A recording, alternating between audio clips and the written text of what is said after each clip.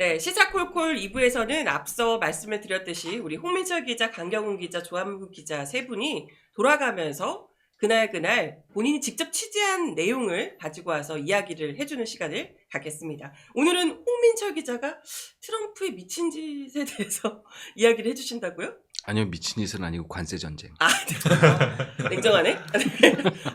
어떤 관세 전쟁, 미치지는 않은 관세 전쟁 얘기를 해주시죠. 맞습니다. 그 뉴스 많이 보셨을 텐데요. 네. 트럼프가 4월 2일 날 사고를 쳤습니다. 이 전 세계 모든 국가에 관세를 부과를 했고요. 이게 그렇죠. 뭐 제가 한 3주 전에 방송을 만든 게 있는데 그때만 해도 이제 보편 관세는 없을 거다 이런 얘기를 했는데 그분은 상상을 뛰어넘으셨어요. 그리고 부과한 관세의 수준도 예상보다 훨씬 높습니다. 근데 이게 황당하고 한편으로는 좀 빡이 치고요. 드린 말씀이 좀 많은데 네네. 차근차근 한번 얘기를 드려보겠습니다. 제가 보내드린 그 PPT 2번으로 이제 넘어가시면 되고요. 네. 이 사진입니다. 이게 월스트리트 저널에서 보도를 한 내용이고요. 보시면 이게 아이폰 16 프로 이 최신 폰 부품을 해부한 거고요. 해부한 그 그림이고요. 오른쪽 밑에 보시면 이제 항목별로 그 제조 국가하고 금액이 써져 있어요. 스마트폰에서 제일 중요한 프로세서 AP라고 하는 컴퓨터에선 CPU라고 하고 그 스마트폰 프로세서는 AP라고 하는데 네네. 요거는 타이완 대만에서 만듭니다. TSMC 네네. 가격이 $90. 요 밑에 보시면 디스플레이 우리나라네요. 네, 사우스 코리아 한국이고요. 요거는 이제 LG 삼성도 많이 만듭니다. 네, 근데 요 16%는 LG에서 납품을 해요. 네. 그냥 16은 삼성. 네. 그렇구나. 네. 그게 다르구나. 다릅니다. 네. $37.97 좀 싸죠. 배터리는 중국산이고요.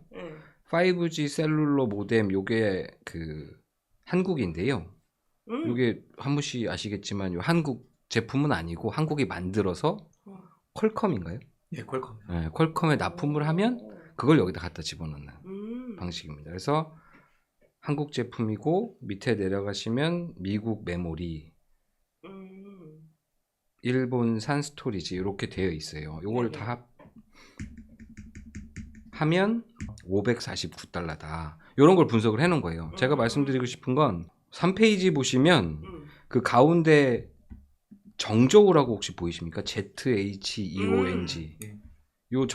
그 빗금 쳐져 있는 여기가 아이폰 생산하는 공장이에요. 아이폰 거의 90% 정도가 생산된다 그러고요. 여기서 생산된 게 미국이나 유럽, 한국 전 세계로 수출이 되는 겁니다. 보시는 대로 중국 정저우 말고도 나머지 지역에도 쭉 생산 공장들이 있죠. 여기서 이제 아이패드 만들고 에어팟도 만들고 하는 공장들입니다. 근데 트럼프가 취임하자마자 중국에 관세를 부과했죠. 이게 부과한 관세만 54%입니다. 이건 진짜 이게 안 미쳤다고? 미치지 않은 것 같은데. 54%면 얼마 정도냐? 그걸 이제 4페이지에 그 다시 그 그림으로 돌아가시면 월스트리트가 분석을 해놓은 거예요. 네. 부품 합계가 $549.73. 프리 타리프 토탈 보이시죠? 보이시나요? 찾으셨나요? 네. 오른쪽에 가보면 뉴 타리프라고 해서 $296.86가 있죠. 요게 이제 54% 관세가 붙어서 총 생산 비용이 $846.59가 된다는 거예요. 그러니까 $549가 $846. 한화로 하면은 생산 비용이 76만 원에서 122만 원이 된다. 이건 생산 비용이니까 소비자 가격은 엄청 더 비싸죠. 얼마에 팔아야 돼요?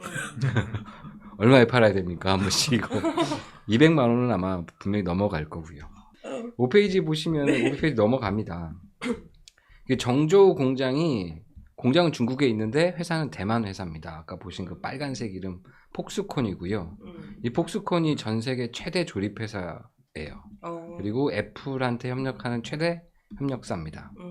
그 요 5페이지에 보시는 요 머리 하얀 백인 이분이 이제 아시는 그 애플 CEO 팀 쿡이고요.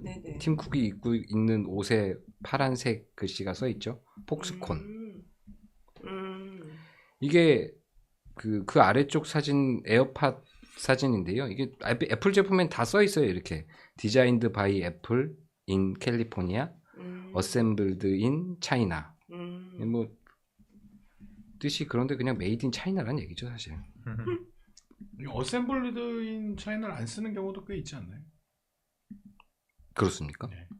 근데 저기엔 있는데 기계 자체는 안 쓰고 저기 잘 안 보이는데 일부러. 네, 그러니까 디자인드 바이 애플 인 캘리포니아만 좀 보이는데 써놓고 뭐 이런 것도 있는 걸로 알고 있어요.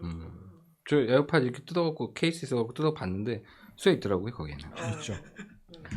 6번으로 넘어가겠습니다. 이게 애플이나 폭스콘이 바보가 아니니까 트럼프가 1기 때부터 이미 관세를 중국에 부과를 했고 그리고 트럼프 이전부터 중국이랑 미국이 이제 패권 전쟁을 해왔잖아요. 그렇죠.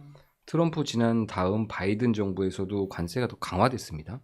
원래는 좀 완화할 거다 이랬는데 오히려 주요 반도체나 이런 수출 통제 이런 것들이 더 강화되면서 야 이게 중미 패권 전쟁은 미중 패권 전쟁은 피할 수 없겠다 이런 판단을 아마 했을 겁니다. 중국에 있으면 안 된다. 그래서 7번으로 넘어가시면 폭스콘, 그러니까 애플 그 생산 협력사가 중국에서 인도나 베트남으로 생산 기지를 분산시키기 시작합니다. 2022년에 이 그 공장 부지를 매입을 했고요. 2023년에는 아이패드, 맥북 일부가 베트남으로 그리고 아이폰은 인도 쪽으로 생산 분산을 해요. 2024년, 그러니까 작년이죠. 작년에 16이 인도에서 생산되기 시작했습니다. 그러니까 생산 기지를 이전한 거죠. 네. 근데 이게 8페이지 넘어가시면 뭐 애플이나 폭스콘만 그런 게 아니에요. 사실 잘 아시겠지만 중국에 들어갔던 글로벌 기업들 대부분이 인도나 베트남, 남미 등으로 탈출을 했습니다. 삼성, LG, 현대 다 마찬가지고요. 9페이지 보시면 이게 이제 그 2일날 발표된 트럼프 관세 행정명령 표인데요. 부속서 1입니다. 이거를 트럼프가 다 틀어막았죠. 중국한테만 관세를 부과한 게 아니라 보시면 뭐 폭스콘 대표적인 회피 지역이 베트남이라고 보면 베트남이 오른쪽 두 번째 밑에서 세 번째 46% 더 높네? 네, 관세를 때렸고요. 그 다음 회피처가 인도였는데 인도는 왼쪽에 있는 위에서 두 번째 빨간색 27%. 그리고 뭐 아시는 대로 일본이 24%, 대만이 32%, 한국이 여기가 26으로 돼 있는데 이게 25입니다 원래는. 그러니까 중국한테 있었던 관세를 전 세계로 확대시킨 거죠. 근데 이해를 돕기 위해서 아이폰 말씀을 드렸는데 아이폰 핵심 부품이 보시다시피 여러 개가 메이드 인 코리아잖아요. 이게 아이폰이 관세 때문에 안 팔리면 당연히 부품이 안 팔리는 거고 그러면 한국 경제에는 악영향을 미치는 거다. 이런 간접적인 효과가 있다. 이거를 좀 말씀드리고 싶어서 구체적으로 사실은 저도 이런 취재를 해서 기사를 쓰고 싶지만 실력이 안 되기 때문에 월스트리트 저널이 보도한 걸 이제 전해드리는 정도로 안타깝죠. 그 다음 페이지 11페이지 보시면 한국 주요 수출국 순위가 있습니다. 이게 1위는 중국, 이게 2024년 기준이라서 이렇게 돼 있는, 3년 기준이라 이렇게 돼 있는데 다 아시는 얘기예요. 비중이 한 20% 정도 되죠. 한국이 수출하는 주요 국가 2개, 중국이랑 미국. 네. 그리고 3위가 베트남입니다. 3위가 베트남이라는 사실을 혹시 알고 계셨을까요? 아니요. 그 수출액을 보면은 583억 달러. 한 8.5% 정도 되는데요. 작아 보이시지만 아래쪽에 있는 일본이나 호주, 멕시코를 다 합친 숫자보다도 많아요. 그러니까 3위의 규모가 만만치 않은 거죠. 12페이지 가시면 여기 베트남인데 베트남에 진출한 한국 기업 목록입니다. 이 글씨가 좀 작아서 안 보이실 텐데 우리가 아는 대기업들은 여기 다 들어가 있습니다. 삼성, LG, 두산, 한화, 코롱, 금호타이어, 포스코, 효성이 베트남 여러 투자 유치 지역이 있거든요. 여기 세금도 깎아주고 하는 그 지역에 이미 많이 진출을 해 있어요. 그러면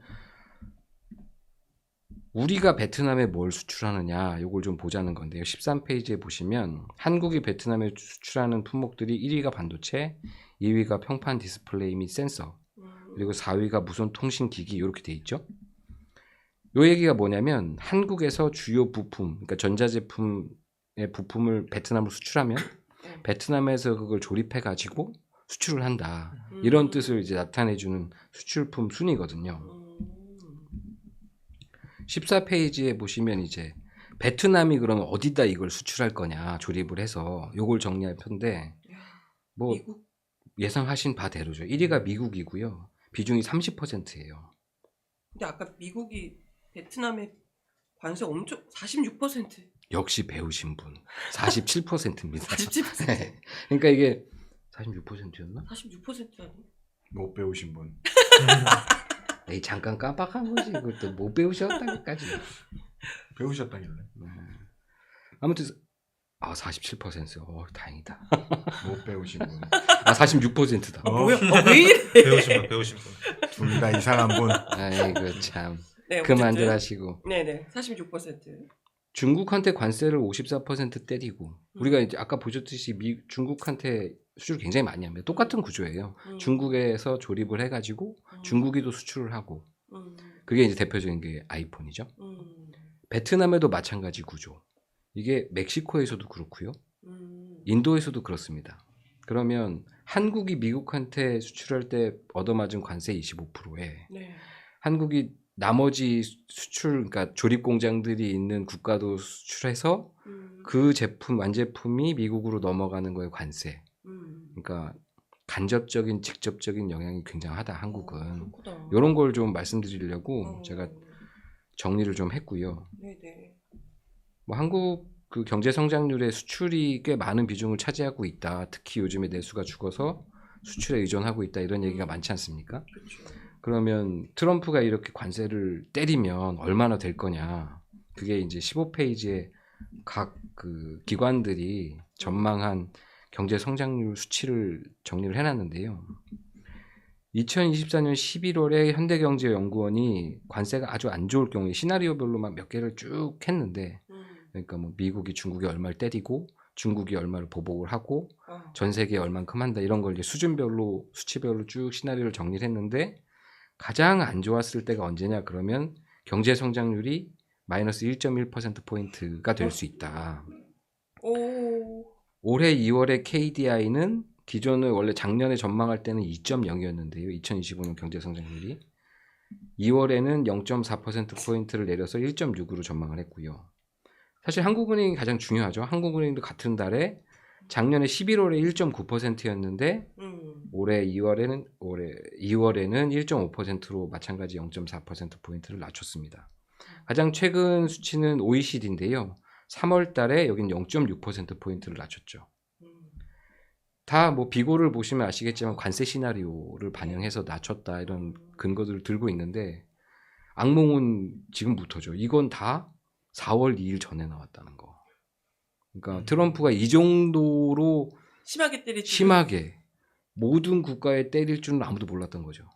설마 그러겠어? 라고 했는데 그걸 또 해내셨죠. 트럼프 대통령께서. 그러니까 지금 컨센서스는 한국 경제 성장률이 1.6에서 한 1.4 정도로 왔다 갔다 했었거든요.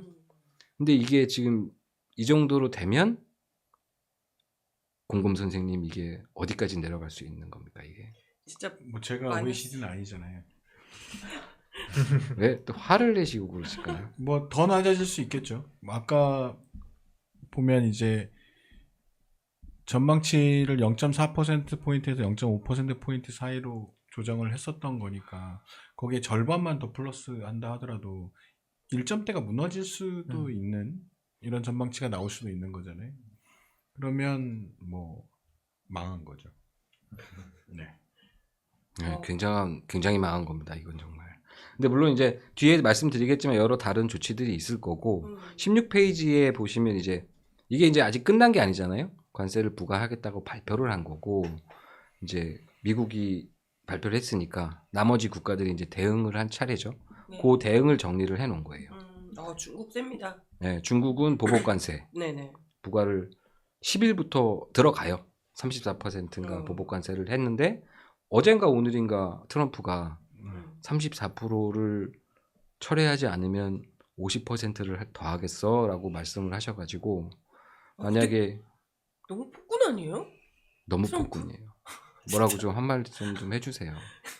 제가 뭐 말한다고 되게 갑자기 야만해. 약한 말씀. 이 트럼프 네. 이 트럼프.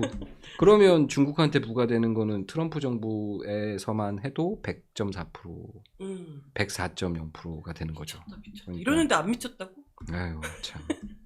캐나다나 EU 정도가 좀 약간 WTO 제소도 하고 보복 관세도 검토하고, 그러니까 자기네들도 나름 수입 시장이 있는 내수 시장이 있는 국지가 큰 국가들은 미국산 그 제품에 우리도 관세를 붙이겠다.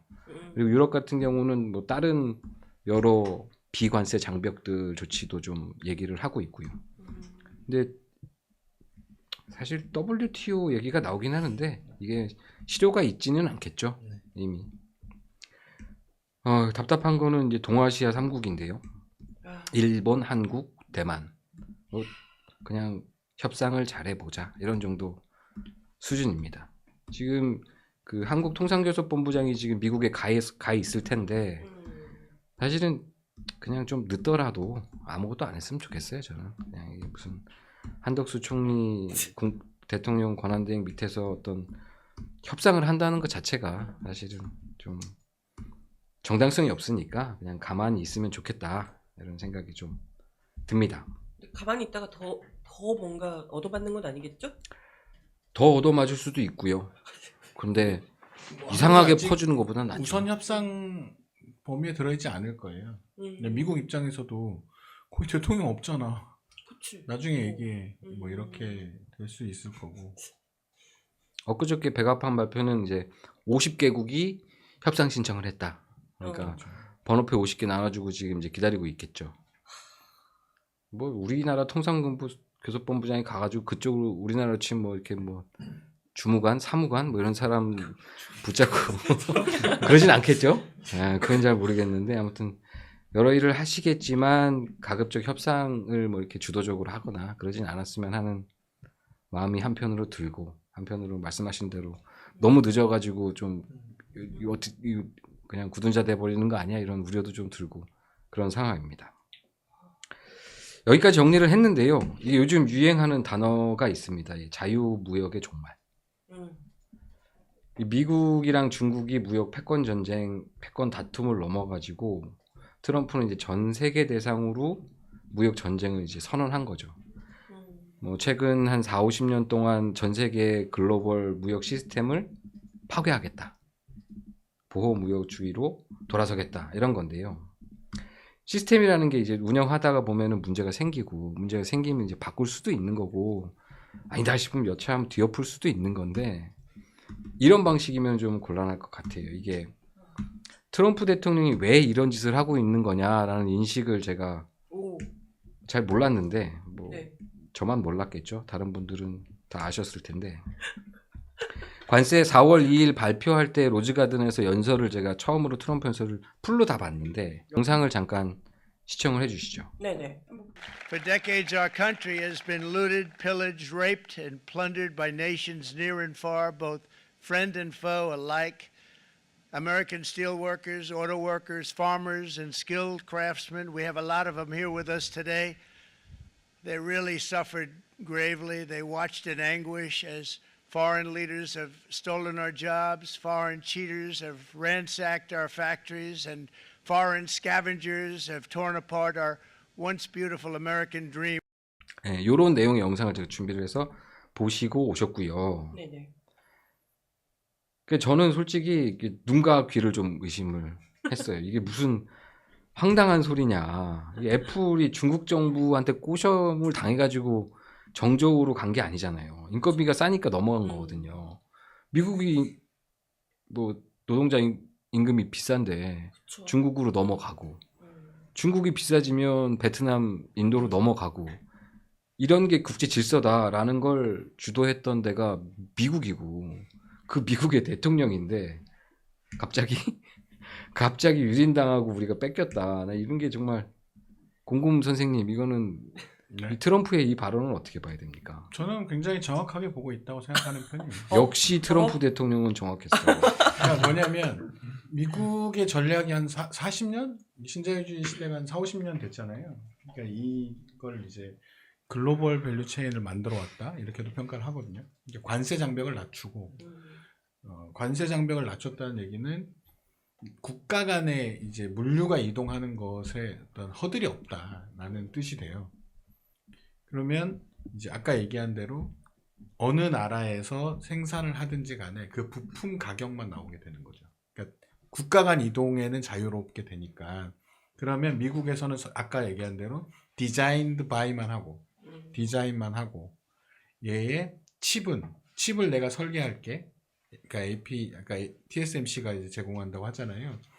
이 칩을 애플에서 설계를 합니다. 설계를 해서 TSMC에 보내요. 그럼 TSMC가 이걸 만들어요. 만들고 이 AP를 보냅니다. 어디로? 중국으로. 대만에서 만들어서 중국으로 보내요. 이 사이에 장벽이 없어요. 자유무역이니까. 그리고 한국에서 이제 LG의 팀쿡이 와요. 삼성이나 LG에 와서 이 수율을 봅니다.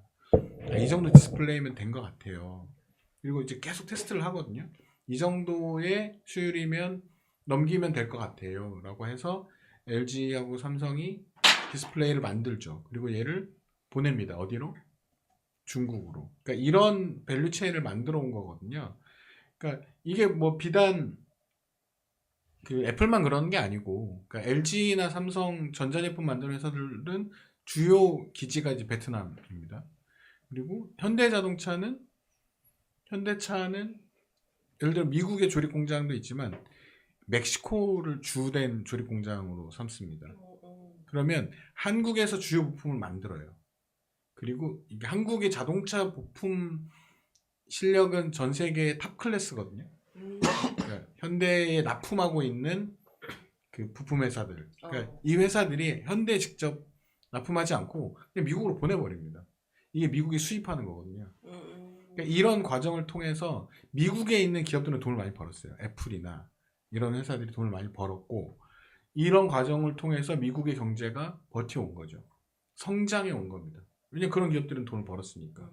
노동력을 싸게 해서 생산 단가를 낮추고 자신의, 그러니까 예를 들면 아까 봤듯이 $500 정도 됐잖아요. 원가가 500달러인데 이걸 $999로 파는 거잖아요. 그러니까 디자인한 자신의 그 부가가치를 절반 조금 안 되는 정도 수준, 45% 정도를 매기고 자기가 돈을 버는 거거든요. 애플이 그 정도 돈을 버는 거예요. 그런 식으로 돈을 벌어왔죠. 그래서 돈을 많이 버는 데가 어디였다? 캘리포니아나 혹은 금융회사나 이런 이제 그 전자회사나 첨단 산업이나 이런 데 돈을 많이 벌었고, 그런 과정에서 이제 기존에는 국내에서 만들었던 여러 가지 부품들이 다 외국으로 나간 거잖아요. 반도체도 사실 한국이나 이런 곳으로 많이 빠져나간 것이고, 미국에서는 반도체 생산이 확 줄었단 말이에요. 그러면 거기서 일했던 사람들이 있을 거 아닙니까? 거기서 일했던 사람들은 가난해진 거예요. 가난해진 겁니다. 그 얘기를 하는 거예요. 트럼프는 미국 경제가 어떻게 되는지 난 관심 없어요. 니네 기업이 힘들 수도 있어. 내가 하고 싶은 건 이들에게 일자리를 만들어주는 거야. 공장을 여기다 다시 지어. 아니면 관세를 물든가. 그래서 관세로 벌어들인 돈으로 뿌려줄게. 이 얘기를 하는 겁니다. 그리고 아니면 억울하면 와서 지어. 여기 와서 지어. 그러면 이 사람들이 일할 수 있는 거 아니야. 그러니까 트럼프가 예전에 농업 관련해서 이제 그런 비슷한 걸 한 적이 있거든요.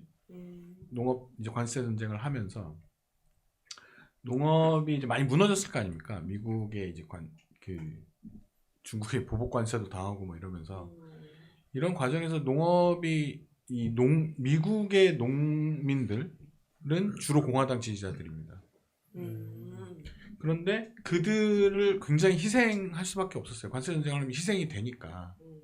그러니까 이 관세를 낮추게 되면 한국도 이제 그 WTO 협상이나 이런 거 하면 바로 직격탄을 맞는 게 농민이잖아요. 그러니까 역으로 중국이나 이런 데 관세가 올라가면 중국으로 이제 밀이나 소고기를 팔아야 되는 농민들 입장에서는 갑자기 수입이 떨어질 거 아닙니까? 거기다 그냥 뿌렸어요, 돈을. 그러니까 이런 믿음을 갖고 있는 거죠. 미국에 있는 저소득층 노동자, 백인, 화이트 그 블루 컬러 노동자들이나 농민들이나 이런 사람들은 그런 기대가 있는 거죠. 우리는 돈 뿌려줄 거 아닌가? 저거 해가지고. 그런 걸 하는 거죠. 그 과정에서 전 세계 밸류 체인이 무너지는 거에 대해서는 그러든가 말든가. 니네가 감당해! 라는 거예요. 근데 어찌됐건 아이폰이나 이런 기업들은 미국 기업이잖아요. 그게 예를 들면 중서부나 뭐 혹은 이제 기존의 디트로이트나 뭐 이런 이제 블루 컬러들이 많이 살았던 동네 사람들한테는 아무런 관심이 없는 거죠. 아이폰 그러든가 말든가. 아이폰이 뭐 망하든가 말든가. 그렇죠. 망할 일도 없겠지만. 네. 그게 나한테 해준 게 뭔데? 라는 거예요. 그러니까 자동차 회사를 만들어줘라. 예를 들면 이런 거죠. 여기 와서 쉽게 해라. 야, 우리나라랑 다르네. 우리나라는 일단은 삼성, 현대 이런 대기업 손해 가면 큰일 나는 줄 알았는데. 아니요, 미국도 그런 과정을 겪어온 거예요. 30-40년 겪어온 거죠. 근데 계속 가난해지니까. 그러니까 그들에게 이제 얘기를 하는 거예요. 트럼프는 그것을 노리고 있는 것은 맞다. 근데 그것은 비단 트럼프만 했던 건 아니고요. 이 보호무역주의는 바이든 시기에도 좀 있었던 일입니다. 미국의 전략 변화는 확실해요. 보호무역이 강화되는 방향으로 가고 있다. 미국은 더 이상 자유무역을 신념으로 삼는 자유무역을 주도해 왔지만 그것의 방향을 튼 지는 꽤 시간이 흘렀고요. 뭐 물론 그 신호탄이 이제 트럼프였다고 볼 수도 있지만 바이든이 이걸 뒤집었냐 그러지 않아요. 바이든도 이제 뭐 기억하실지 모르겠지만 IRA라고 이런 걸 통해서 많은 통제들을 가해왔고 자국 그때 똑같았거든요. 와서 공장을 지어라. 삼성전자가 가서 반도체 공장을 짓네 마네 뭐 이런 얘기 했었잖아요. 맞아요. 우리를 예외로 해주세요. 지을 테니까 TSMC도 가가지고 우리도 지을 거예요. 뭐 다 이렇게 똑같은 거거든요. 그 산업을 어떤 걸 더 중심으로 할 건지 이런 차이가 있고 속도의 차이가 있지만 이 방향 자체는 미국이 선택한 것은 맞다. 근데 트럼프는 이거를 무슨 어떤 계산이나 이런 게 아니라 저 뭐지? 뭐 이런 수준으로 지금 진행하고 있는 거라는 거죠. 그러니까 이 바이든이 진행할 때는 기업인들이 그렇게 반대가 강하진 않았는데 그때도 애플은 굉장히 힘들어했습니다. 이러면 우리는 어떻게 살라는 겁니까? 그때 답이 그거였죠. 가격을 올려. 그래서 애플이 가격을 미친 듯이 올립니다. 장난 아니죠. 경험하셨죠? 다 내요. 전 세계 아이폰 유저들은 가격이 오르면 냅니다. 아이폰이니까. 근데 이게 산업에는 큰 영향을 미칠 수밖에 없게 되거든요. 근데 이런 과정들이 미국 사람들이 견디다가 30-40년을 돌아보니까 너무 가난해지는 사람들이 많은 거예요. 양극화가 쫙 진행이 되고. 그러니까 이것을 이제 바꾸겠다는 전략은 맞는데 그게 기업인들까지 거의 후려쳐가면서 심지어 이번에 발표했을 때는 예술적인 게 테슬라였잖아요. 그 관세를 두들겨 맞는 게 그 정부의 핵심적인 장관이 가지고 있는 회사 테슬라 가격을 올린다. 테슬라 9% 정도 오른다잖아요. 그걸 다 적용했을 때. 그러니까 아이폰이 이게 더 심하지만 테슬라는 약 75% 국산율을 갖고 있어요. 미국에서 파는 테슬라는. 근데 25%가 외국에서 수입하는 거잖아요. 예를 들면 조향장치, 배터리, 배터리에 들어간 리튬 뭐 이런 것들이 다 수입입니다. 그렇죠. 네. 그게 한국에서도 가는 게 있고 중국에서도 가는 게 있는데 어쨌든 수입할 수밖에 없는 반도체나 배터리나 조향장치나 이런 것들이 이제 있게 되거든요. 그러니까 그게 가격을 9% 정도 올린다는 거예요. 그래서 이거 발표됐을 때 테슬라가 주가가 10% 빠졌잖아요.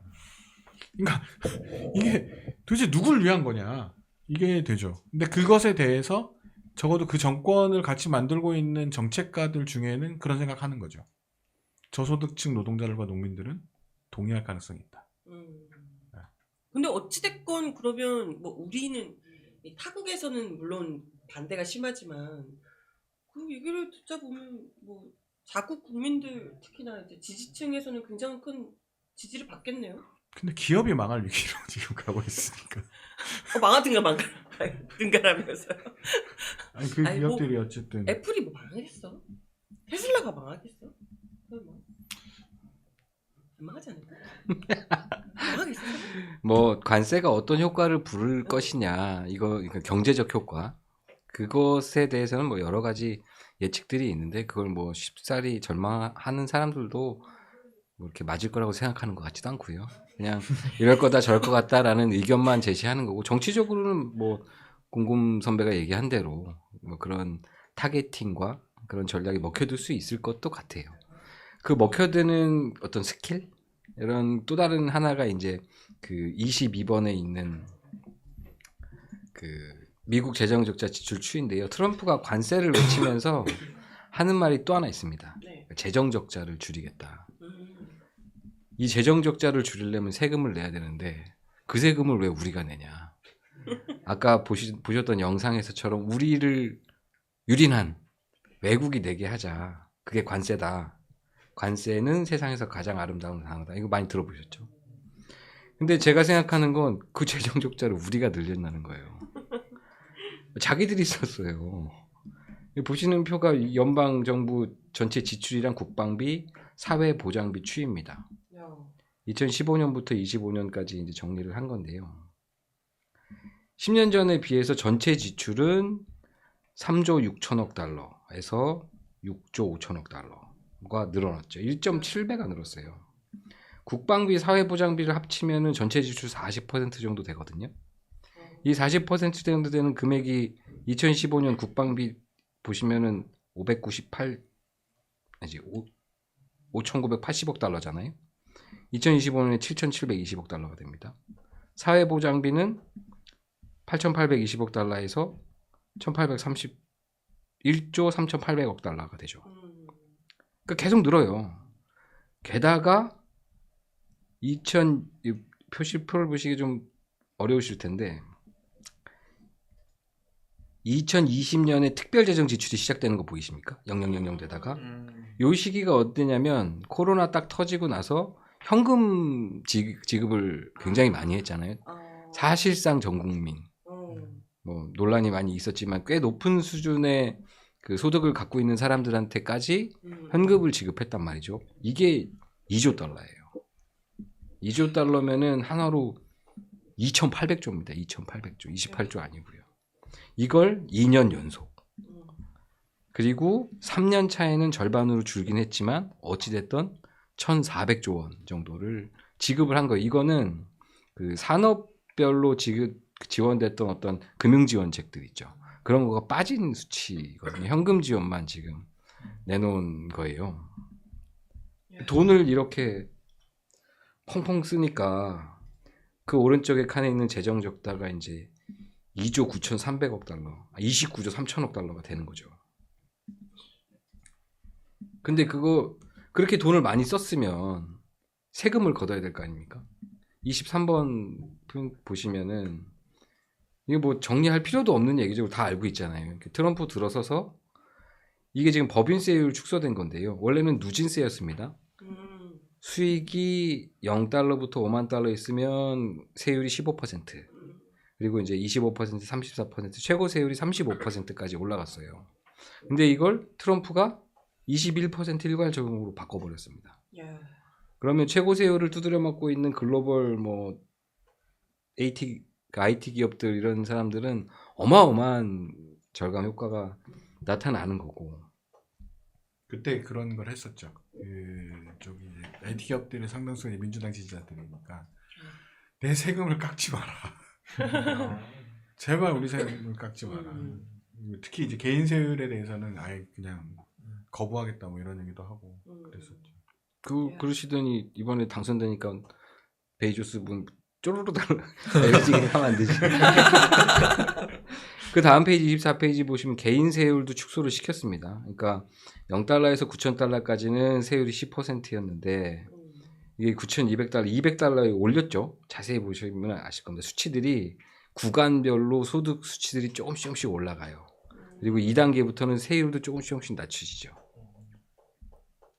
빚이 계속 늘어나고 지출 계속 늘리는데 세금 계속 줄여주는 거죠. 약간 우리 정부랑 비슷한.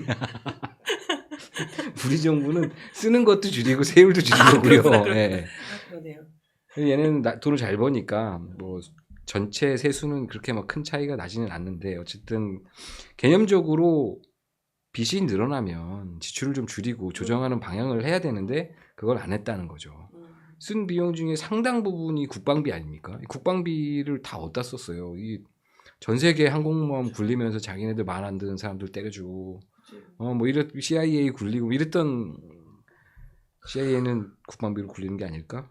아무튼 그런 데다 돈을 쓴 어떤 그 세계 경찰 국가로서 자기네들이 그 가오 잡는데 돈을 쓴 거죠.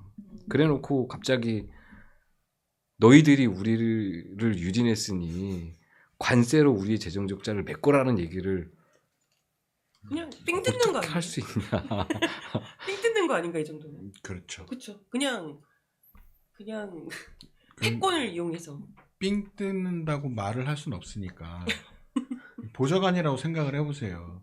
예를 들어 트럼프 대통령이 우리가 삥을 좀 뜯어야 돼, 전 세계에. 그걸 좀 연설로 써봐야 되지 않겠어? 그러면 보좌관이 삥을 뜯겠다 이렇게 하진 않을 거 아닙니까? 아 원래 그 양아치 형님들도 삥 뜯는다고 아예 얘기 안 하죠. 그러니까요. 뭐 용돈 좀 나눠 쓰자 이렇게 얘기하지. 아, 좋은 표현인데. 아 원래 그런 거잖아요. 삥 뜯는다고 누가 직접 얘기해? 그 표현이군요. 용돈 좀 나눠 쓰자. 이제. 그거보다 훨씬 투박하고 거친 표현이에요. 트럼프는 그렇게 했습니다. 그러니까 아까 그 강경훈 기자가 말씀하셨듯이 이제 윤석열이랑 굉장히 비슷한 측면이 또 하나가 있어요. 방식인데요. 그러니까 이거는 뭐 초반에 많이 지적이 된 문제이기도 한데 트럼프가 관세를 부과하는 게 이게 미국이 그냥 자기 혼자 마음대로 할 수 있는 그런 독재 국가는 아니잖아요. 그러니까 어떤 근거 조항이 있습니다. 행정부에서. 그게 이제 국제긴급경제권한법 IEEPA라는 건데 이걸 근거로 해서 국회 동의 없이 관세를 부과한 거예요. 전 세계를 대상으로. 원래 관세권은 이제 미국은 국회에 있으니까 국회에 보고하고 승인 받고 관세를 부과해야 되는데 그걸 안 하고 뭐 우리로 치면 시행령 정치를 하고 있는 거죠. 아 계엄령 하듯이. 네. 계엄령 하듯이. 그게 이제 국제긴급경제권한법이에요. 이게 77년, 그러니까 1977년에 제정이 됐는데 원래는 이거보다 훨씬 더 강력한 그 행정부 수반 대통령에 대한 주어진 권한이 있었는데 이게 너무 이제 1910년대 그 대공황 이럴 때 막 너무 과도하게 실시를 하니까 이걸 좀 제한하겠다. 그래서 아주 극히 위험한 비상사태에 외국에만 쓸 수 있다라고 제한을 해놓은 법이거든요. 그러니까 국제긴급경제권한법, 긴급경제권한법이 되는 거죠. 이게 언제 쓰였냐를 보면 느낌이 확 오는데 딱 3번이에요. 79년에 이제 이란 핵 관련한 파동이 있었을 때, 그리고 2001년에 9.11 테러 있었을 때, 2015년에 그뭐 불바다네 어쩌네 했던 북한 제재 자산 동결, 딱 요 3번밖에 없었던 거예요. 77년부터 지금까지 한 50년 좀 안 되는 시간 동안 거의 전시에 준하는 그렇죠. 상황일 때만. 근데 갑자기 비상경제야 음. 하고 한국 25, 중국 54, 일본 너넨 착하니까 24 뭐 이렇게 지금 하고 있는 거예요. 그러니까 거의 뭐 야당이 우리 그 국무위원들을 탄핵했고 계엄의 계엄. 그 계엄 그런 상황 인식이랑 뭐 비슷한 거죠. 근데 윤석열은 뭐 줄탄핵, 뭐 예산 사건 이런 거 있었잖아요. 이 트럼프는 뭐 비상사태라는 근거가 뭐? 외국이 우리의 일자리를 빼앗아 갔고요. 그래서 무역 적자가 굉장히 심해졌고 말씀드린 재정 적자가 발생한 이유가 여기 있기 때문에 비상한 상황이다. 뭐 이렇게 하는 거죠. 이게 제가 설명을 내가 왜 이걸 하고 있는지 모르겠는데 왜 그걸 물어봤어요. 그런 말도 안 되는 인식하에서 이런 말도 안 되는 일들이 벌어지고 있는 거라는 걸 이제 뭐 다들 아시겠죠. 뭐 격가지 얘기긴 한데 26번 보시면은 요게 이제 그 트럼프가 발표했던 당시에 이제 흔들었던 책자거든요.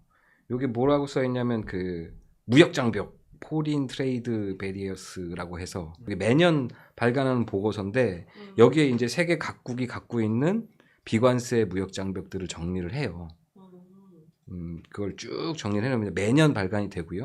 올해 2025년도 판에는 한국이 한 8페이지 정도 돼 있었어요.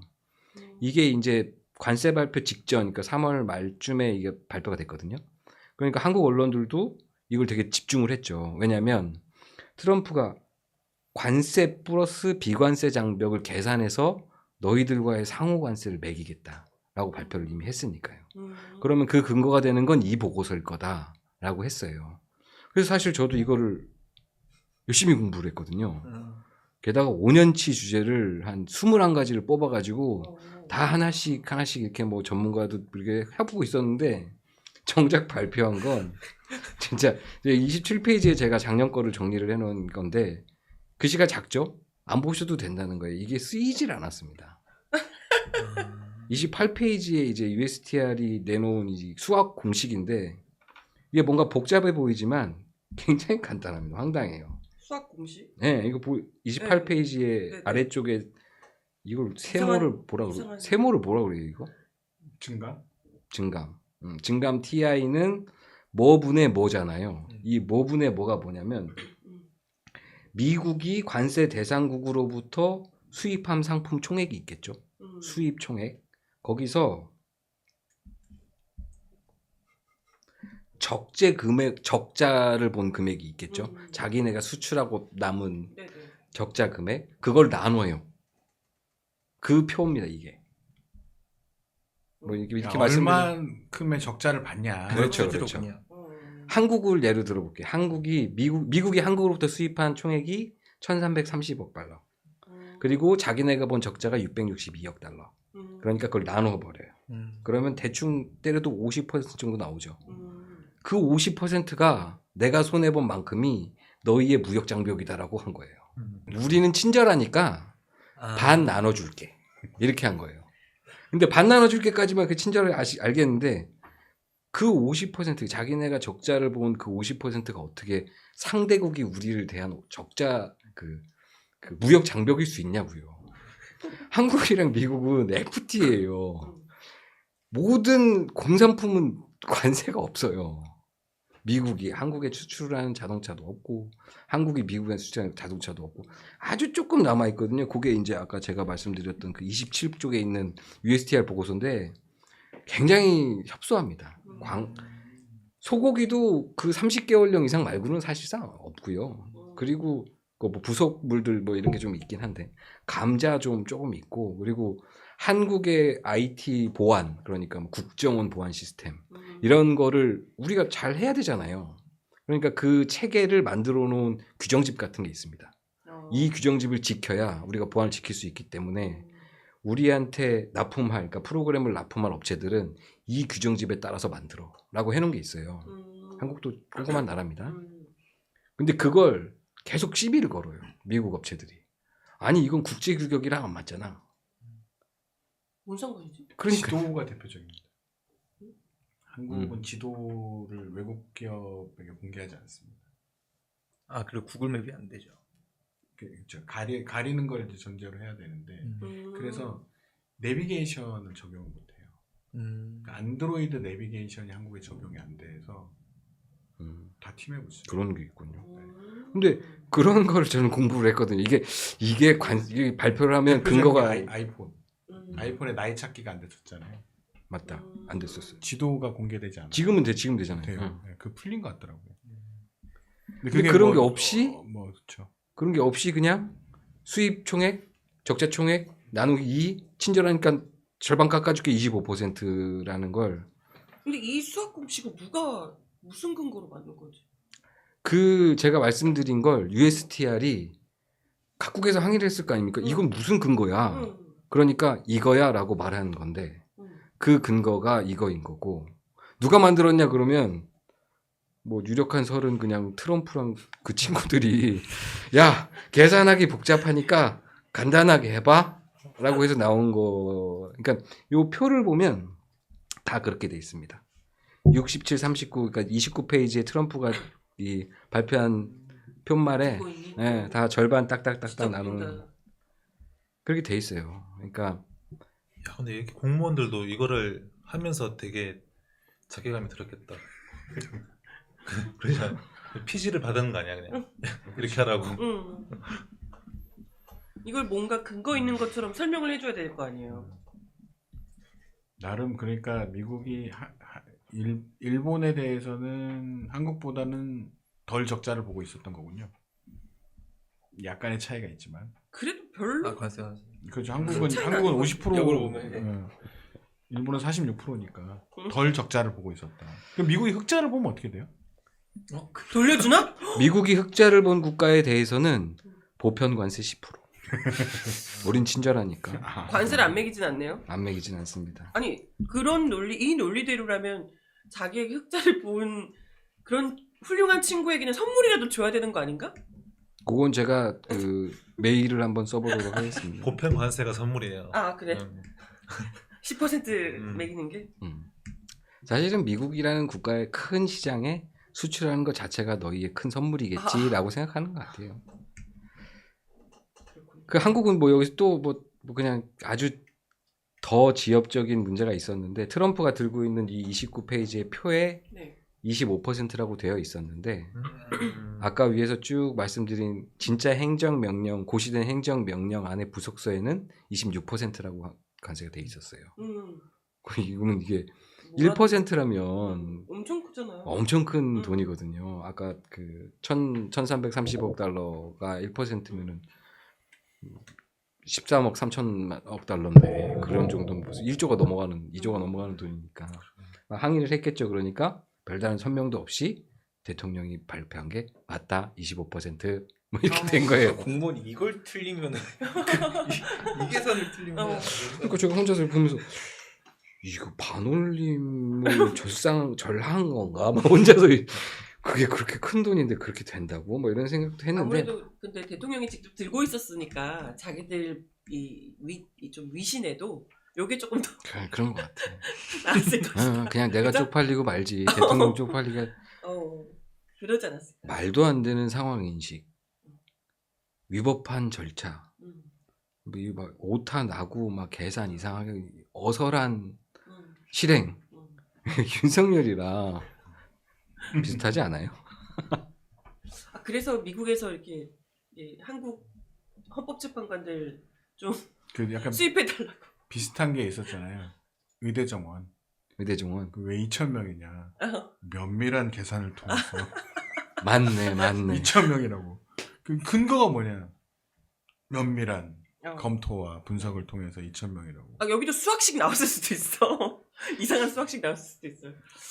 뭔가 그 보건복지부 공무원들이 미국 USTR 직원들과 이 동질감을 느끼겠네. 야, 너네도 고생 많았겠다. 뭐 이렇게. 그래서 앞으로 어떻게 될 거냐, 뭐 이게 지금 남는데 아까도 말씀드렸듯이 앞으로 어떻게 될 건지는 아무도 모르죠. 뭐 여러 이제 그 영향들이 영향을 미칠 테니까요. 그 이제 가장 눈에 보이는 게 이제 시장 반응이죠. 31페이지 보시면 이제 나스닥 떨어지는 게 요 마지막에 그 4월 그래픽 보시면 쭉 하고 아래로 떨어지죠. 이게 막 뭐 몇 퍼센트, 20% 떨어졌네 막 이랬던 그 금요일. 이 지난주 금요일 날 이렇게 미국 시장이 폭락하고 나서 어제 뭐 한국, 홍콩, 일본, 중국 막 팍팍팍팍 떨어졌죠. 제가 농담처럼 경훈 씨한테 얘기도 하긴 했는데 우리 건물 이제 그 몇 층에 네. 그 담배 피시는 분이 계세요. 그래서 그 주차장 앞에서 이제 담배를 피우는데 그분이 담배를 피면서 막 한숨 푹푹 쉬고 그래서 이제 담배를 같이 피는 동시에 끝나가지고 엘리베이터를 같이 탔는데 이제 그 MTS 주식 그 창을 보시면 찍으면 다 파란색이거든요. 10%. 다 파란. 아이고 참 고생 많으십니다. 마음 고생 많으. 이런 게 이제 미국에서도 다 마찬가지로 벌어진 거죠. 나스닥이 이만큼 떨어졌으면 곡소리 나는 거거든요. 어제는 무슨 일이 있었냐면 트럼프가 관세를 90일간 유예할 것이다 라는 뉴스가 이제 퉁 하고 나왔어요. 그러니까 막 2조 달러가 막 그 시장 확 와갖고 주가를 확 들어 올렸다는 거죠. 근데 11시쯤에 이제 백악관이 가짜 뉴스야 그랬더니 또 멘붕해갖고 떨어졌다는 거예요. 사실 주가의 흐름이라는 걸 반응을 보기는 하지만 되게 중요하다고 보지는 저는 뭐 않는데 주식원에서 그런가? 근데 어찌됐든 미국 사람들 입장에서는 주가는 자기 자산에 꽤 많은 비중을 차지하고 있는 게 흔들흔들 거리는 건 정치적인 압력으로 작용할 수 있겠다. 말씀하신 대로 이제 어떤 타겟팅은 되지만 현실에서 발생하는 시장 혼란이다 이런 것들은 압력이 될 수 있겠다 이런 거고요. 그 앞서 말씀드렸던 관세 부과별 국가 대응들이 있지 않습니까? 중국 같은 경우는 이제 보복 관세를 해가지고 미국 기업들한테 타격을 주겠다고 하는 거고, EU도 사실은 마찬가지거든요. 다양한 뭐 대응책들이 있겠죠. 이 WTO 같은 경우도 뭐 효과가 없겠다고는 하지만 압박은 될 수 있을 거예요. 어떤 형태로든. 그게 이제 뭐 대세를 가를 향배 이렇게까지는 뭐 될 수는 없겠죠. 어찌됐든 대응은 시작됐다. 그리고 50개국이 지금 번호표 보고 기다리고 있으니까 그 번호표대로 협상을 하면서 조정이 있으면 그 조정의 어떤 폭을 키우는 게 시장의 혼란과 각국의 대응 이렇게 될 것 같습니다. 33페이지가 이제 지난 주말에 뭐 한국에서도 꽤 보도가 많이 나왔죠. 이게 이제 트럼프 핸즈오프 시위죠.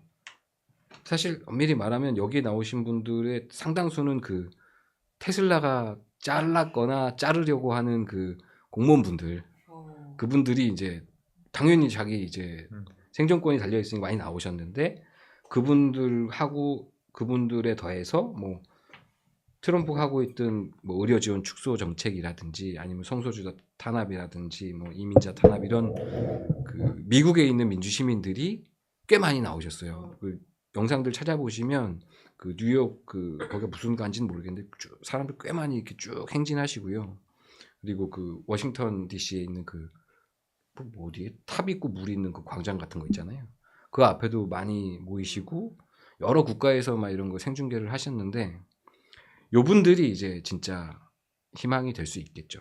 트럼프, 제가 미국 상황을, 정치 상황 잘은 모르지만 34페이지 보시면 상원이랑 하원 둘 다 공화당이 네. 다수석이라고 하더라고요. 그러니까 우리 같은 경우는 뭐 진짜 위대하신 시민들이 계셨고 그 의지를 관철시킬 다수 야당이 있었던 건데, 미국은 이제 일단 의회가 일단 공화당인 거고, 근데 엄밀히 따지고 보면은 윤석열 탄핵한 것도 국민의힘에서 이제 이탈표가 나왔던 거니까 뭐 공화당이 다수당이라 하더라도 어떤 국민들이나 시장의 압박이 높아지면 뒤집힐 수 있는 가능성이 없지는 않지 않을까.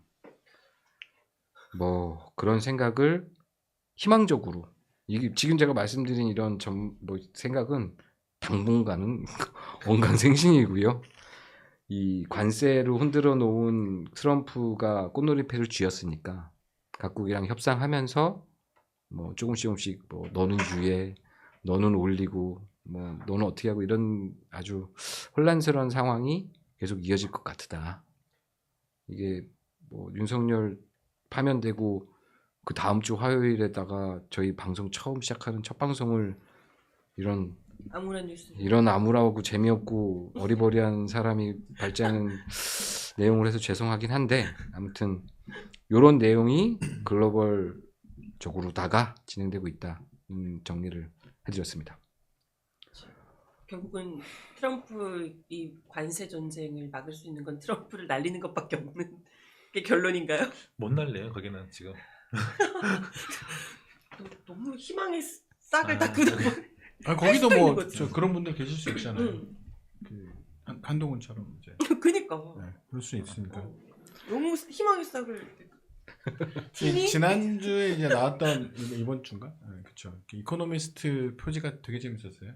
그러니까 이제 트럼프의 이 행위를 무엇으로 볼 것이냐를 한마디로 요약을 한 표지가 있었죠. 뭐지? 그 트럼프의 슬로건이 마가라고 아세요? 아, Make America Great Again. 이걸 이제 바꿔서 모자를 바꿨어요. Make China Great Again. 왜? 트럼프의 이 행동은 중국을 위한 거다. 왜 중국을 더 유리하게 해줄 수 있나? 이런 그러니까 거. 지금의 글로벌 밸류체인이라는 게 효율적이긴 하거든요. 효율성이 있는 체계라고 해요. 왜냐하면 노동력이 싼 곳에서 노동력이 들어간 일을 하고, 그러니까 글로벌 기업들은 이제 설계를 하고 뭐 이렇게 이런 과정을 통해서 이제 돈을 버는, 결국에 이 시스템은 원래 미국이 돈을 벌려는 시스템이었어요. 그래서 뭐 첨단 산업은 다 미국 거고 어쩌고저쩌고 이런 얘기들이 다 이 과정 속에서 나왔던 거잖아요. 여기에 덕을 본 나라 중에 하나가 이제 한국인 거고, 한국이 이제 기술 혁신을 통해서 그 글로벌 밸류 체인의 상단으로 올라선 거죠. 그게 우리가 알고 있는 삼성이나 LG나 뭐 이런 그 현대차나 뭐 이런 기업들이란 말이에요. 그런데 이걸 이제 빠개버리겠다는 거잖아요. 굉장히 폭력적으로. 근데 그 시스템은 어쨌든 지금 인류가 공유하고 있는 시스템이니까 요 틈에 중국이 슥 들어오고 있다 이런 거죠. 이미 이제 적도 인근으로 가는 남부, 중남부 지역, 그러니까 라틴이라든가 특히 동아시아, 동남아시아 이쪽에서의 중국의 영향력은 급격히 커져가고 있고 이렇게 되면 중국으로 줄 서는 나라들이 늘어날 가능성도 있다. 그러니까 중국이 경제 패권 국가로 갈 수도 미국이 이런 미친 짓을 하는 동안 그런 이제 전망도 나왔죠.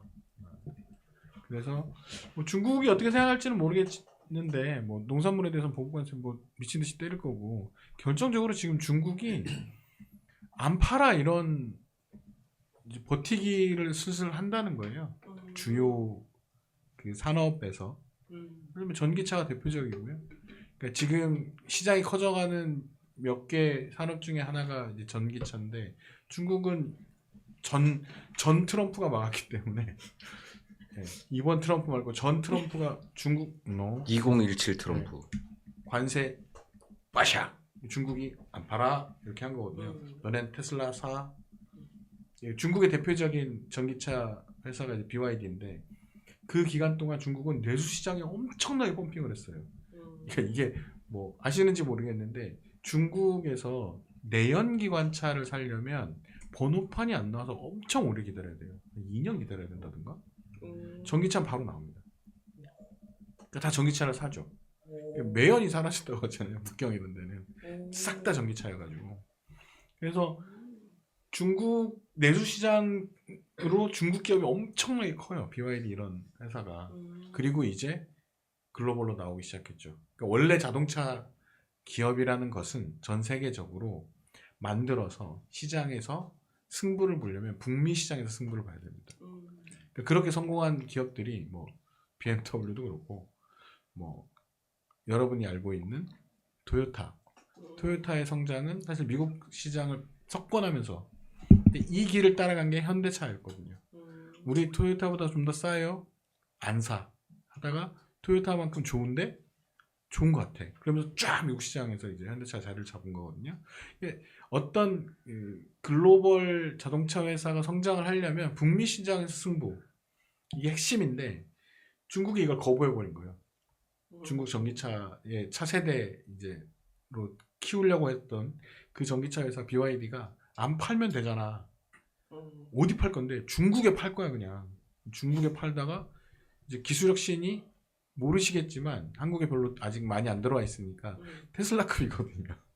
진짜? 예, 자율주행이나 이런 능력들이 테슬라랑 거의 어깨를 견주는 상태까지 올라왔어요. 기술력 신. 그 몇 년 동안에. 어차피 이게 몇 년 안 되잖아요. 기술력 신이 벌어진 게. 그 년 동안 그걸 이루어냈고 이제 동남아시아를 석권하기 시작했어요. 그러니까 아예 기업이라는 게 아예 눈을 안 돌려버리면 되니까 미국 시장 안 가면 되잖아 이 생각하니까 쭉 커지기 시작했고 작년에 BYD가 테슬라를 처음으로 이겼습니다. 정말요. 이게 무서운 거죠. 그러니까 이제 그런 전망들이 나오는 거예요. 다른 산업에서도 중국이 그런 이 지금의 혼란의 틈을 타서 자유무역 시대에 남은 어떤 그 효율성을 먹어 들어가는 거 아닐까? 뭐 이런 전망들도 좀 나오고 있는 편이고 그렇다고 해서 중국이 보호무역을 안 하는 것도 아니고 그 준비를 안 하는 것도 아니에요. 네, 이미 농업에 대한 관세는 굉장히 높아져 있는 상태고 그럼 반대로 그런 거예요. 우리 좀 있으면 니네 소고기 안 먹을지도 모른다. 이런 거 하고 있는 거예요. 그러니까 중국은 굉장히 중요한 소고기 수입국인데 엄청 다변화한 상태고 뭐 호주나 뭐 남미나 이런 쪽으로 자국 내 생산량도 굉장히 늘리고 있어요. 왜냐면 중국도 우리도 공장식 축산하면 되는 거 아니야? 뭐 이런 식으로 가고 있는 거죠. 그래서 지금은 미국에 수입을 하지만 그런 거 하겠죠. 안 사. 관세 우리도 빠. 너네도 망해봐. 뭐 이런 걸 하는 걸 하니까 어떻게 될지는 모르죠. 한국이 어떻게 될지 모르겠습니다. 그러니까 그런 것 같아요. 중국은 어찌됐건 간에 인구수도 워낙 많고 자국 내수 시장으로 뭔가를 할 수 있는 그게 있는데 일단 우리는 그 자체가 어렵잖아요. 인구도 워낙 적고 내수 시장만으로 할 수 있는 이 자체가 풀이 너무 적고 어차피 또 수출을 많이 해야 되는 나라고 이러니까. 근데 그것도 저는 약간 고정관념일 수도 있겠다 생각이 들어요. 한국의 내수 시장이 그렇고 작은 시장 아니에요. 이제. 그래요? 한국의 소득이 높기 때문에 음. 내수 시장의 규모 자체는 크죠. 하나를 사도 예를 들어 핸드폰 몇 년에 한번 바꾸세요? 저는 좀 오래 쓰는 편이라 4년? 4년?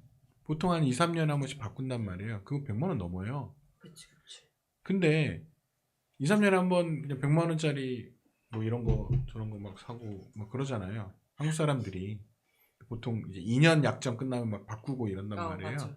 근데 그런 내수 시장을 갖고 있는 나라예요. 이게 비교해 보면 다른 나라 동남아시아나 뭐 저쪽 우리보다 좀 개도국 쪽으로 가면 그거 평생에 한번 사볼까 말까 한 거란 말이에요. 내수 시장 자체가 한국도 물론 이제 그런 1억 명을 갖고 있는 나라들하고 견줄 건 아니지만 내수 시장을 키우는 것 자체도 굉장히 중요한 것이고 이것을 위한 재정 투자를 통해서 한국도 어느 정도는 방어를 할 수 있어요.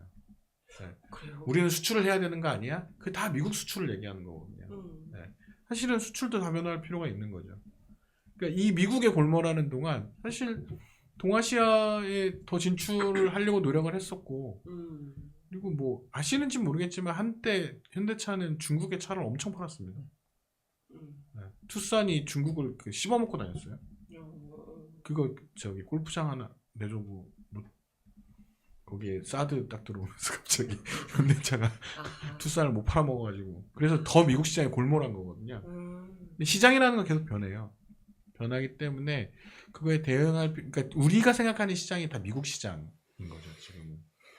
근데 더 다변화할 필요가 있고 성장하고 있는 나라들에 대한 것도 필요하고 근데 오히려 더 중요한 것은 어떻게 보면 지금의 밸류체인이 아니라 다음 밸류체인이 뭐가 될 거냐 그러니까 다음 먹거리가 뭐가 돼야 되느냐 이게 사실 더 승부처였겠죠. 한국의 90년대 2000년대 성장은 뭐 대충 몇 개의 산업으로 대표되잖아요. 그게 뭐 기업인들의 노력도 있지만 정부도 돈 쏟아부은 거거든요 거기다가. 그러면 지금은 어디다 돈을 쏟아부을 거냐 그 승부를 이제 걸어야 되는데 윤석열 대통령이 멋진 걸 했죠. R&D 예산을 작사를 냈죠. 네.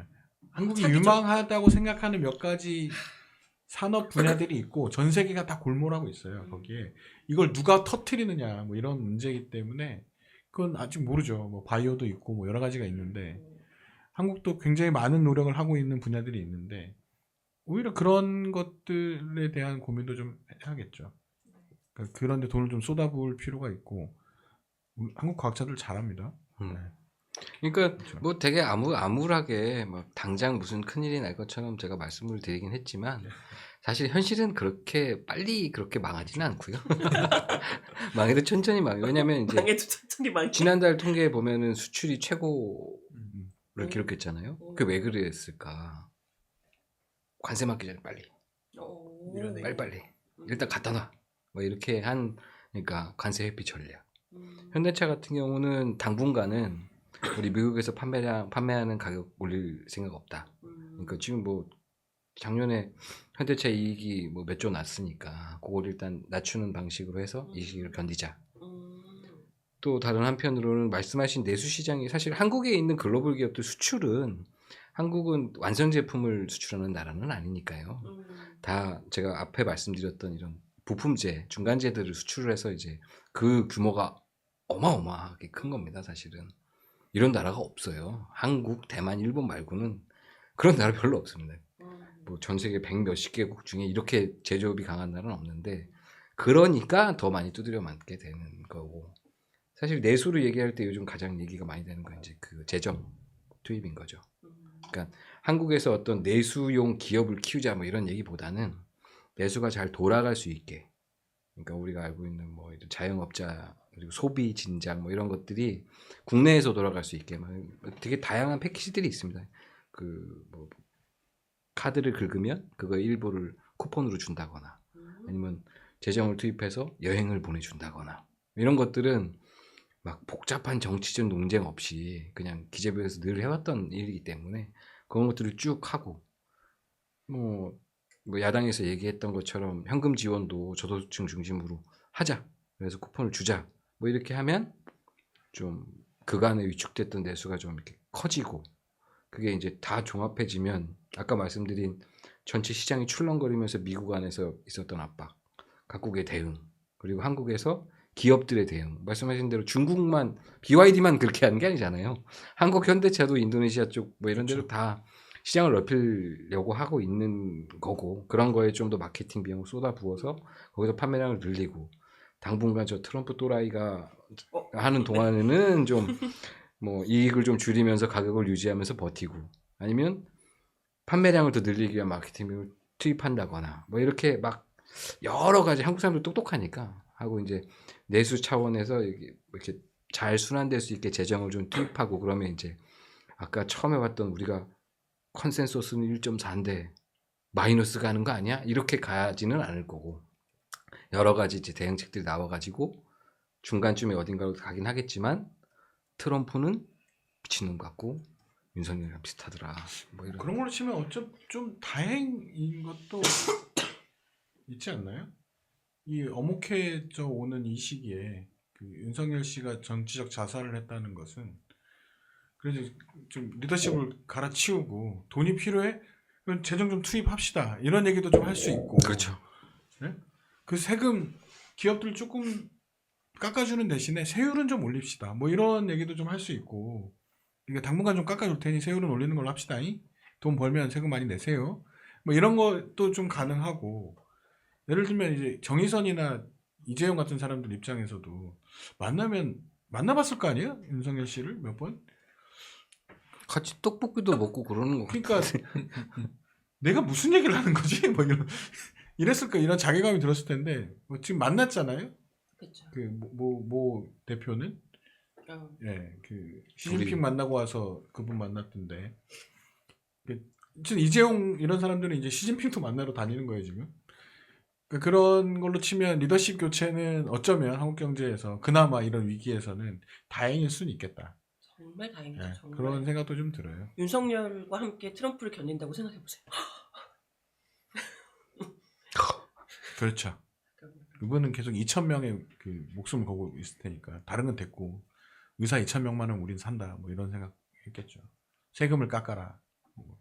아마 그 같이 대중국 전쟁을 그렇겠네. 점하지 않았을까. 그렇군요. 이미 뭐 바이든 때부터 완전히 밀착해가지고 맞아요. 그랬던 거라서 우리도 중국 그 수입품에 관세를 때려. 뭐 그런 걸 포함해서 야. 이제 그럼 나이스 진짜 한데. 가능해 우리. 신박한 아주 아니 뭐 워낙 또 트럼프랑 그렇게 친하게 해놓고 위험 국가로 지정됐던 거잖아요. 민간 국가. 민감 국가로 지정됐던 거잖아요. 아유. 골프도 한번 못 쳐보시고 떠나셨네. 연습만 열심히 하고 그죠? 트럼프 8월 골프 달에. 좋아한다고 그죠? 8월 달에. 트럼프 당선에 아우 대비한 정말 그 골프 말도 안 연습을 되는 소리를 안 들어서 얼마나 다행이지 정말. 네, 너무 다행이다. 이런 생각하니까 진짜 너무 다행이네요. 네, 아무튼 뭐 오늘 준비하신 얘기는 다 마무리가 됐나요? 네, 오늘은 이제 홍민철 기자가 같이 트럼프에 미친지 같은 관세 전쟁 이야기를 좀 해주셨고요. 내일은 어느 순서죠? 미리 예고라도 좀 해주세요. 내일 제가 합니다. 네, 조한문 기자가 출격을 한다고 하네요. 원래 목요일인데. 그 얘기 안 해도 돼요. 원래는 목요일날 하는데 이번에는 수요일날 한다고 합니다. 네, 근데 뭐 본인이 전문용어로 알려주고 짬당해가지고. 아하. 그래요? 그렇구나. 내일은 그 국힘의 을사오적. 망동들을 쭉 보고 국힘은 이제 아까 일부에서 말씀드렸던 것처럼 청산해야 되겠다. 그 얘기를 좀 한번 정리해서 전해드리도록 하겠습니다. 네, 마음에 드네요. 이런 거 좋아요. 청산하고 이런 거 좋아요. 급진적이야. 네, 그럼 오늘 방송은 여기까지 하겠습니다. 저희 방송 7시에 릴리즈 된다고 하고요. 네, 내일 또 저희가 또 새로운 내용으로 재미있게 찾아뵙도록 하겠습니다. 오늘 감사합니다. 수고하셨습니다. 감사합니다.